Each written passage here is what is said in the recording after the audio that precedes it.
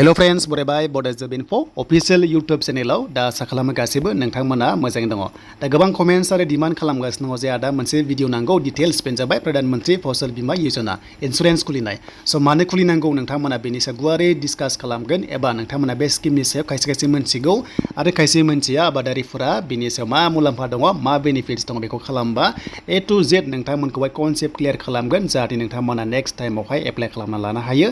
एबा नोंथांमोना गासैबो डिटेल्सखौ गुवारै मोननो हायो जे मानो खुलिनांगौ खुलिबा मा मुलाम्फा दङ आरो खुलियाबा मा मोना बेनि सायाव गुवारै डिसकास खालामगोन। आबादारिफोरा स्पेसियेलि बेखौ खालामनांगौ आरो बेनो जाबाय अनलि फर फार्मार्स एबा आबादारिफोरनि थाखाय जायफ्रानोखि खेथि मावो किसान आबादारि बिथांमोना बे भिडिअखौ नायनो हानायसेबां शेयार खालाम लाइक खालाम कमेन्ट्स खालाम साबस्क्राइब खालाम जायफ्रा गोदानै फैदों। नाथाय मोनसे रिक्वेस्ट भिडिअखौ नायग्रोजोब अब्लासो गासैबो डिटेल्सखौ मोननो हागोन फारि फारि हिसाबै गासैबो बर' रावजों आरो नेक्स्ट गोदान भिडिअ फैगोन बेनि सायाव। दा जोङो अफिशियेल साइटआव फैबाय बेनो जाबाय नोंथांमोननि प्रधानमंत्री फसल बीमा योजनानि मोनसे एक्सट्रा वेबसाइट दंखायो जेरै पीएम किसान। स' नोंथांमोना मिथिगौ पीएम किसानाव जोंहा सेन्ट्रेलि सेक्टर स्पन्सार मोनो बेनो जाबाय गभर्नमेन्टनिफ्राय फ्रियावनो फैसा मोनो। नाथाय बेयाव माखासे फारागथि दङ बेनो जाबाय फसल एबा आबादनि थाखाय मोनसे इन्सुरेन्स खुलिनाय आरो बेयाव बुंखादों जे प्रधानमंत्री फसल बीमा योजना। थ' लोगोफोर मा ओरैबायदि कन्डिसन जे प्रधानमंत्रीनि आन्दाराव गोबांथा स्किम दङ एबा प्राइम मिनिस्टारनि आन्दाराव गोबांथा स्किम दङ। दा थिग बेबादिनो एग्रिकालचार डिपार्टमेन्टनि आन्दाराव बे गोग्लैयो बेनो जाबाय नोंथांमोना ministry of agriculture and farmers welfare मोनदों बिनि आन्दारावहाय मोनसे स्किम दङ बेनो जाबाय नोंथांमोननि प्राइम मिनिस्टारनि आन्दाराव इन्सुरेन्स खुलिनाय। गोबां माखासे बेनिफिट्स मोननो हागोन नोंथांमोना एबा नोंथांमोना मुलाम्फा मोननो हागोन आरो बै जिनिसा मानि थाखाय मोनगोन बेखौ फार्स्टआव जों कनसेप्ट क्लियार जाग्रोगोन आरो कनसेप्ट क्लियार जानाय लोगो लोगो नोंथांमोना बुजिगोन एन्ड जेबो बेनिफ्राय नोंथांमोना गोनो गोथो जानाय नङा। स' बाथ्रा जाबाय बेखौहाय लन्च खालामदों प्रधानमंत्री बिनि आन्दाराव एबा प्राइम मिनिस्टारनि आन्दाराव बेखायनो नामखौ दोनदों नोंथांमोननि फार्स्ट खनसे रिपिट खालामबावबाय प्रधानमंत्री फसल बीमा योजना। स' बेहाय जों ओरैबायदि नोंथांमोना खोनायो जे हमना ला सासे फार्मार्स बा सासे आबादारि फार्मारा ओरैबायदि मोनसे हायाव गोबां माइ गायदोंमोन गोबां माइ गायदोंमोन एबा आबाद गायदोंमोन। स' बै आबादखौ हमना ला फैनानै नैबे मैदेरा हमना ला माबा मोनसे जुनारा फैनानै बेखौ जाजोब्बाय आरो बिनिफ्राय माबा मोनसे मिथिंगानि थाखाय एबा माखासे नेचारेलनि थाखाय बे बेमार जानानै गासैबो थैजोब्बाय खामजोब्बाय एबा थैजोब्बाय। थिग बेबादिनो माबा मोनसे एटेक जानानै माबा मोनसे बायसान्सआव जुदि बेबो सेस जाजोब्बाय अब्ला जों मा खालामो जोङो हमना ला गोबां मानसिफ्रा बुङोना हमना ला फाइनान्सियेलि एसिस्टेन्स एबा राङारि अनसुंथाइ नुयो। थ' जोङो सरकारनाव बिनाय नुयो हमना ला जोङो डाइरेक्ट सरकारनिफ्राय जों अनसुंथाइ मोननो लुबैयो नाथाय जों प्रसेसजों थांबासो जों मोनो। दा बेखायनो सोरबा बायदिया मोना आरो सोरबा बायदि मोनो आरो मोनोबाबो मिनिमाम मोनो मेक्सिमाम जों मोना। दा बेयाव आं नोंथांमोननो मोनसे एग्जाम्पल होबावनोसै बेनो जाबाय जोंहा LIC एबा गुबुन लाइफ इन्सुरेन्स खुलियो दा जों बेयाव माखासे पेमेन्ट दोननांगौ जायो बेनि गेजेरावसो जोङो रां मोनफिननो हायो आरो लोगोसे जोङो हमना ला इन्सुरेन्स होनाय लोगो लोगो जुदि लाइफ इन्सुरेन्स दोनबाबो जों गेजेराव जुदि थैयोब्ला जोंहा माबा मोनसे बेनिफिट्स दङ एबा मोनफिननो हायो। थिग बेबादिनो आबाद बिथिंनि सायावबो बे दङ जे आबादा जुदि गाज्रि जायोबा माखासे जाहोननि थाखाय इन्सुरेन्स खुलिनाया नोंथांमोना खामानि होगोन आरो बेखौ क्लेम खालामनो हागोन एप्लाइ खालामनो हागोन नोंथांमोना मोननो गोनां माखासे राङारि अनसुंथाइखौ मोनफिननो हागोन। बे जाबाय खेथिनि नामाव एबा नोंथांमोननि आबादनि नामाव। स' दानिया नोंथांमोना एसेब्ला बुजिबाय बेनिखायनो एसे एनै एमाउन्ट दोननांगौ माबा मोनसे पेमेन्ट दोननांगौ आं बेखौ नेक्स्टआव होलांबाय थागोन नेक्स्टआव गोदान भिडिअ फैबावगोन। दा कनसेप्ट क्लियार नोंथांमोना जाग्रोदो। दा बेखौ खालामनोबा जोंहा मोनसे अपसन दङ बेनो जाबाय फार्मार कर्नार होननाय मोनसे अपसन दङ फार्स्टनि अपसन जों बेयावनो क्लिक खालामनांगोन बेनो जाबाय apply for crop insurance by yourself होनना बुंदों। स' बेयाव जोङो सेलेक्ट खालामनाय लोगो लोगो जोङो रेजिस्टार प्रसेसआव थांनो हागोन।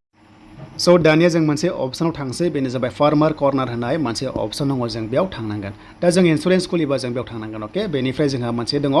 नोंथांमोना एकाउन्ट गैयाबा राइट साइड दङ बाट जुदि गैयाबाबो जेबो नङा बेयाव खनसे क्लिक खालामबा नोंथांमोना लगिनाव क्लिक खालामनो हागोन आरो लगिनाव क्लिक खालामबा जेब्ला आइडि दंखायोना स' आइडि थाखानायफोरनि थाखाय आरो बियो जुदि आइडि गैयाबाबो टेनसन गैया। दा आइडि दङबा मबाइल नाम्बारखौ होदो जाय मबाइल नाम्बारा रेजिस्टार दङमोन बेनिफ्राय केपसा कड दङना बे केपसा कडखौ बेयाव होनांगोन बेनिफ्राय रिकुवेस्ट फर OTP नोंनि फन नाम्बाराव OTP थांनानै बे OTPखौ होनाय लोगो लोगोनो लगिन जागोन आरो भेरिफाइ जानानै एप्लाइ खालामनांगोन। जुदि गैयाबा जोंहा आइडि गैया एक्जाम्पल दायो जों गोदान स' गोदानबा जोंहा मोनसे अपसन दङ बेनो जाबाय don't have registered mobile number स' बेयाव क्लिक खालामनांगौ। देन क्लिक खालामनाय लोगो लोगो गोजौआव जों थांगोन डाइरेक्ट पेजआ गेवफिनगोन आरो जों बेयाव फैबायना गोजौआव बेयाव फैनाय लोगो लोगो मोनसे बाथ्राखौ नोंथांमोना नोजोर हो नटिस खालाम बेनो जाबाय जेरावनोखि गोजा नाम्बार दङ बे कम्पालसरि नोंथांमोना फिलआप खालामथारनांगोन बे फर्मावहाय ब्लेंक दोननो हानाय नङा। जों आइडि मोननो थाखाय जों बे खामानिखौ मावनांगोन आरो आइडि मोननाय लोगो लोगो गोबांथा नोंथांमोना मानसिनिखौहाय बेनिफिसियारिनिखौ एप्लाइ खालामनो हागोन। स' बेखायनो जेराव जों गोजा नाम्बार दं जों बेखौ नायनोसै। दा जोङो बेखौ नायबाय देन बेनिफ्राय फार्स्टआव नोंथांमोना मोनदों फार्मार डिटेल्स मोनदों जों गाहायाव बेयाव ओरैबायदि होननांगोन नोंथांमोननि नामा आइडियाव जेरै दं नोंथांमोना बेंक पासबुकआव बेखौ सेम टु सेम बेयाव होबानो जाबाय बेनिफ्राय पासबुक नेमावबो नोंनि नामखौ होबानो जाबाय अके स' बेखौ बेंक एकाउन्टआव जि नाम दङ बेखौ होथारनांगोन देन फैबाय रिलेसन जे नोंथाङा रां मोनगोन नालाय मोनसे समावहाय माने सोरनि थाखाय एप्लाइ खालामदों नोंथांमोना बे राङारिखौ मोननो थाखाय दा जों मोनसे रिलेसन थायोना हमना ला आं केन्डिडेट अब्ला नोंथांमोना फादारखौ होना दा गार्जेन नेमखौ नोंथांमोना होनांगोन बेखायनो जोङो डिटेल्सखौ लासै लासै नायगोन लासै लासै भिडिअ खालामदों जाहाथे बुजियो भिडिअआ गोलाव जागोन नाथाय नोंथांमोना गासैबो डिटेल्सखौहाय मोननो हागोन दा जोङो हमना ला जोङो केन्डिडेटआ जोङो गावनि नामखौ होबाय पासबुक नामखौबो होबाय स' बेनिफ्राय रिलेसन एबा सोमोन्दोआ मा जायो अके जों सोमोन्दोखौ माने बाथ्रा जाबाय आङो खालामदों बेनिफ्राय आंनि फादारखौ जों बेयाव होनांगोन रिलेसनखौहाय स' बेखायनो आं बेयाव सेलेक्ट खालामबाय सन अफ होनो हासिगोन आं हौवा नालाय हमना ला जुदि फिसाजोबा डटार अफ होदो बेनिफ्राय हिन्जावबा वाइफ अफ होदो बेनिफ्राय लास्ट अपसन केयार अफखौबो नोंथांमोना होनो हागोन दा एग्जाम्पल जोङो सन अफखौ होनो हायो बेखायनो आं बेयाव सन अफखौ होनानै बिफानि नामखौ होनो हासिगोन एबा नोंथांमोना गाव गावनि गार्जेन नामखौहाय नोंथांमोना होनो हासिगोन अके दा जों एग्जाम्पल जों सन अफखौ सेलेक्ट खालामबाय दा जों बेयाव सन अफखौ खालामबाय बेनिफ्राय जोंहा फादार्स नेम रिलेटिभ एबा सोमोन्दोआ मा जों बेखौ नामखौ होनो हासिगोन माने बिफानि नामखौ जों बाव होनो हासिगोन फन नाम्बारखौ होदो बेनिफ्राय भेरिफाइ खालामदो दा भेरिफाइ खालामबा अटिपि थांगोन बेनिफ्राय साक्सेस जागोन आरो बियो भेरिफाइड जागोन नोंथांमोना बेखौ जाहाथे नायो एन्ड बेनिफ्राय बैसो दा नोंनि बैसोआ 60 इयार्स जाखो ना हमना ला 40 जाखो ना 30 जाखो बेखौ नोंथांमोना लिरना होबानो जाबाय स' बेनिफ्राय कास्ट केटेगरि जोंनि कास्टआ मा बेनो जाबाय ST दा जों ST सेलेक्ट खालामबाय जेन्डारखौ सेलेक्ट खालामदो नोंथांमोना गाव गावनिखौ बेनिफ्राय फार्मार टाइप एबा आबादारिया माबादि हमना ला स्मल एबा नोंथांमोना हाया जुदि बारा गैयाबा 10 बिगानि गाहायाव एबा 15 बिगानि गाहायावबा स्मलखौ होनो हागोन जुदि बारा दङबा मार्जिनखौ नोंथांमोना होबानो जाबाय एबा मार्जिनेलखौहाय नोंथांमोना सेलेक्ट खालामना होबानो जाबाय बे सोनारगोन नोंनि हानि सायाव स' दानिया फैबाय नोंथांमोननिया बेनो जाबाय फार्मार केटेगरियाव नोंथांमोना अनार दङ माने हाया नोंनि खाबा जों बेयाव सेलेक्ट खालामनांगोन स' बेनिफ्राय टेनेन्ट दङ बे बाथ्रा जाबाय जे नोंथांमोना सोरबा आदि लायोना थिखा लायो बेखौ जोङो गाहायनि अपसना जों बेयाव होनांगौ जुदि मालायनि हा लादोंबा नाथाय प्रुफ नांगोन बैनि दाग नाम्बारखौ नांगोन पाट्टा नाम्बार नांगोन स' बेनिखायनो जों अपसन दङ खायसेया जमायै मावो जों बेखौ नांला बाट जों अनार एबा जोंहा हा थाखायो जों बेयाव सेलेक्ट खालामनांगोन अके जि एसे दङ बेखौ जों सेलेक्ट खालामबाय दाना फैबाय डिटेल्स फैबाय बेनो जाबाय नोंथांमोननि माखासे डिटेल्स फार्स्टआव जों रेसिडेन्सियेलाव आसाम माने जोंनि थागिबि एड्रेसखौ होनदों बेनिफ्राय जों डिस्ट्रिक्ट सेलेक्ट खालामदो एग्जाम्पल आं उदालगुरि लाबाय साब डिस्ट्रिक्ट थायो बेयाव पिन कनसेप्टआव सेलेक्ट खालामनांगोन नोंथांमोना दा नेक्स्टआव नोंथांमोननि गामि स' गामिया बे अट'मेटिक ओंखारखायो दा बेखौ नोंथांमोना सेलेक्ट खालामनांगौ आं बेयाव जास्ट मोनसे एग्जाम्पल लाबाय सासे फार्मारनिखौ स' दानिया एड्रेसखौ नोंथांमोना फार्स्टआव गामिखौ होदो बेनिफ्राय पस्ट अफिस होदो बेनिफ्राय पिएसखौ होदो डिस्ट्रिक्ट लिरना होदो लिरनांगोन गोसो बायदि बेनिफ्राय पिन कड थायो स' पिन कडआ नोंथांमोना बेयाव होनांसिगोन अके दा गामिखौ नोंथांमोना फार्स्टआव जुदि सेलेक्ट खालामनो हायाबा भटार कार्डआव जि दङ बेबो ओंखारो बेखौबो होनो हागोन दा फैबाय फार्मार आइडि स' नोंथांमोननि आइडि प्रुफ नांगोन ना हमना ला भटार कार्ड आधार कार्ड जि दङ बेखौ नोंथांमोना होनानै नाम्बारखौ होनांगोन स' बेयाव नोंथांमोना भटार कार्ड बा भटार कार्डखौ होदो बेनिफ्राय सेलेक्ट खालामनानै आइडि नाम्बारा बेखौ होनानै भेरिफाइ खालामनांगोन नोंथांमोना अके बेनिफ्राय अब्लानो जागोन एकाउन्ट डिटेल्स फैबाय दानिया फैसा हाबनायनि खोथा थायो नोंथांमोना बेखायनो जों मा खालामनांगोन जोङो IFSC क'डआव जों येस होनांगोन अके येस होनांगोन नोंथांमोना स' बेनिफ्राय जोङो येस होनानै जों नाम्बारखौ होदो बेनिफ्राय जों IFSC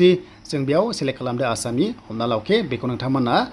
येस होदो बेनिफ्राय नोंथांमोना मा खालामनांगोन नाम्बार एबा लोगोसे नोंथांमोननि IFSC स्टेटखौ होबाय बेनिफ्राय डिस्ट्रिक्ट दा जों डिस्ट्रिक्टखौ जों सेलेक्ट खालामबावबाय हमना ला एग्जाम्पल उदालगुरि हिसाबै बेनिफ्राय बेंक नाम स' बेंक नेमा नोंथांमोना गोबांथा आसाम ग्रामिन बेंक थागोन सेन्ट्रेल थागोन बेनिफ्राय HDFC थागोन जि दङ नोंथांमोना इउक' बेंक दङ जि दङ बेखौ होनो हागोन जुदि स्टेट बेंक बा स्टेट बेंक होबानो जाबाय स' बेनिफ्राय ब्रान्चआ डाइरेक्ट फैखागोन ब्रान्चखौ नोंथांमोना सेलेक्ट खालामनो बेनिफ्राय फैबाय एकाउन्ट नाम्बार स' एकाउन्ट नाम्बारखौ जों मोजांखौ होनांगोन IFSC क'ड थानाय जाहाथे मोजांखौ होयो मिस्टेक होनाङा नङाबा राङा हाबनाय नङाना स' बेखौ मोजाङै फिन कनसेप्टआ कनफार्म खालामबावदो गाहायनि अपसनाव अके बेनिफ्राय नोंथांमोना बे जाबाय सिस्टेमा